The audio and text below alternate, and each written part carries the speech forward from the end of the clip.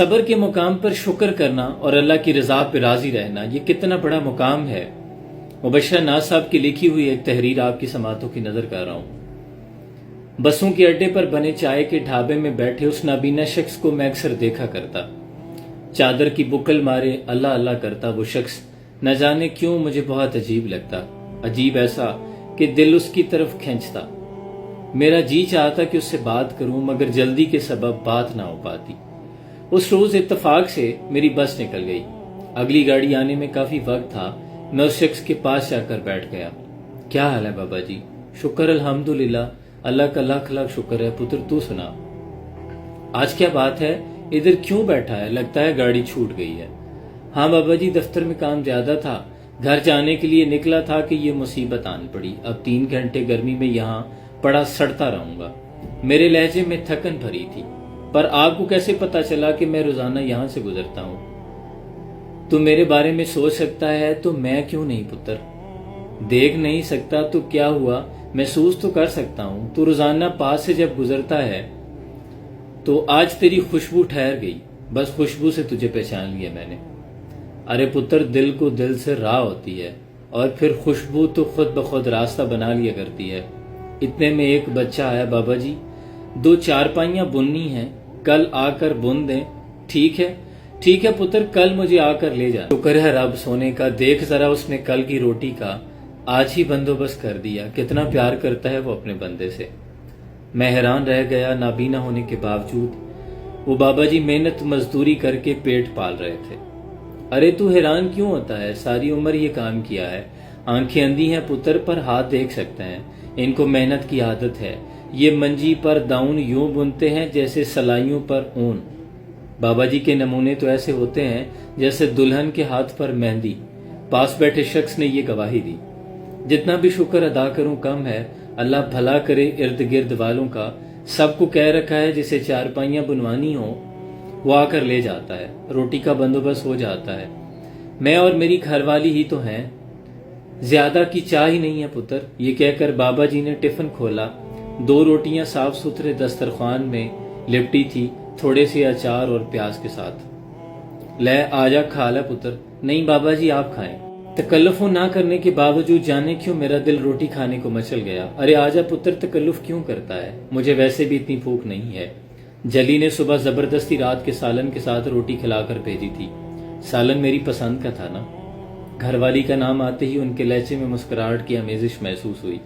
میرے ارد گرد محبت کی خوشبو پھیل گئی، کسی پرانے کمرے میں اگربتی کی خوشبو رچی بسی ہو جیسے۔ وہ میرا خوشبودار مسکراہٹ سے پہلا تعارف تھا۔ رفاقتیں محبتیں ہنڈا کر ایسی ہی خوشبودار ہو جاتی ہیں شاید۔ اچانک موسم بدلا اور ہلکی ہلکی بارش ہونے لگی۔ میں نے بابا جی کی مسکراہٹ اور خوشبودار لہجے کا لطف اٹھاتے ہوئے پوچھا، اچھا کیا پکا تھا بابا جی؟ ارے پتر، آلو کی بھجیا تھی، بڑی لذیذ، سبز تھنی اور ہری مرچ میں لپٹی خوشبو سے بھری۔ آلو کی بھجیا کا سن کر آنکھوں کے سامنے آتے قورمے کڑھائی بریانی میری طرف دیکھ کر کھسیانی ہنسی ہنسنے لگے۔ بڑی زرخیز ہے میرے وطن کی مٹی پتر، بڑی قدر کرنی چاہیے اس مٹی کی۔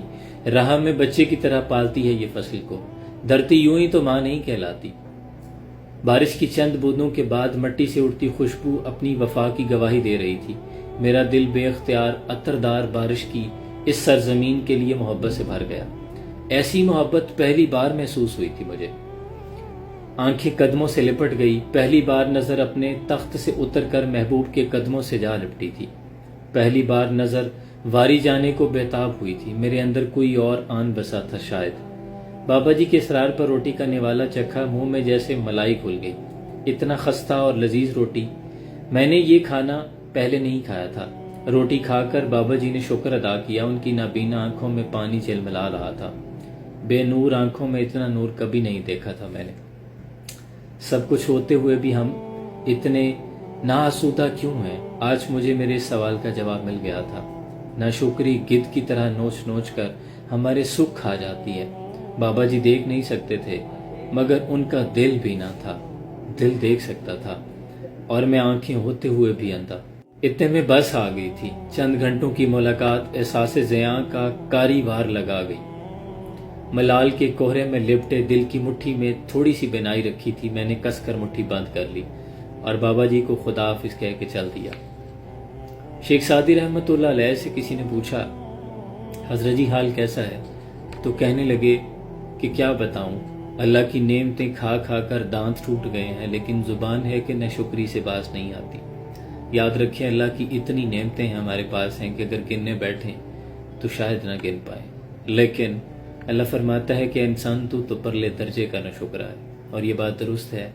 اللہ کا ہر حال میں شکر ادا کیا کریں اور دعا کیا کریں کہ اے اللہ جو تو نے نعمتیں ہمیں بخشی ہیں کبھی ان سے محروم نہ کرنا۔ ایک لمحے کے لیے ان نعمتوں سے محرومی کی زندگی کو اپنے دماغ میں صرف سوچ کر آپ کے پیروں تلے سے زمین نکل جائے گی۔ اللہ آسانیاں حاصل اور تقسیم کرنے کا شرف عطا فرمائے۔ سلام پہنچے۔